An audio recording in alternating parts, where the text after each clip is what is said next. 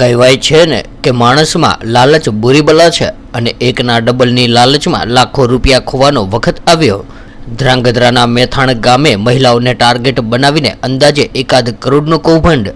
નિર્માણ multi state ગ્રુપે રોકાણ કરાવીને કૌભાંડ આચર્યાની ચોંકાવનારી માહિતી સામે આવી। રાજ્યમાં બીજે ગ્રુપના કૌભાંડ બાદ વધુ એક સનસનાટીખેજ કૌભાંડ બહાર આવતા ચકચાર મચી જવા પામી।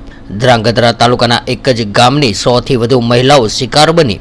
સુરેન્દ્રનગર જિલ્લાના ધ્રાંગધ્રાના મેથાણ ગામે મહિલાઓને ટાર્ગેટ બનાવીને અંદાજે 1 કરોડનું કૌભાંડ આચર્યું હોવાનું સામે આવી રહ્યું છે, જેમાં નિર્માણ મલ્ટી સ્ટેટ ગ્રુપે રોકાણ કરાવીને કૌભાંડ આચર્યાની ચોંકાવનારી માહિતી સામે આવી છે। જ્યારે રાજ્યમાં બીજે ગ્રુપના કૌભાંડ બાદ વધુ એક સનસનીખેજ કૌભાંડ બહાર આવતા ચકચાર મચી જવા પામી છે, જેમાં ધ્રાંગધ્રા તાલુકાના એક જ ગામની 100 થી વધુ મહિલાઓની શિકાર બની હોવાનું સામે આવી રહ્યું છે।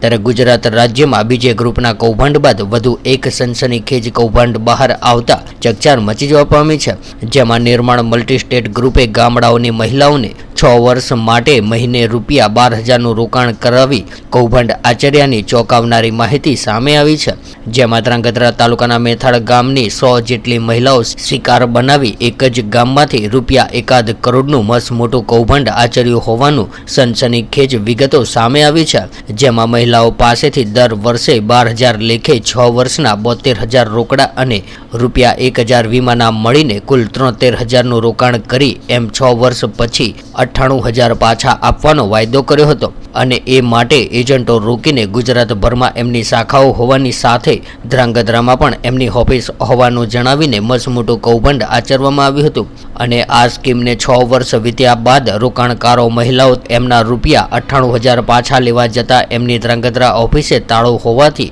એજન્ટોએ પણ હાથ ઊંચા કરી દીધા હતા। ત્યારે આથી જ મહિલાઓ દ્વારા ધ્રાંગધ્રા તાલુકા પોલીસ મથકે આ ફ્રોડ કંપની વિરુદ્ધ લેખિત અરજી આપતા પોલીસે તપાસનો ધમધમાટ શરૂ કર્યો છે।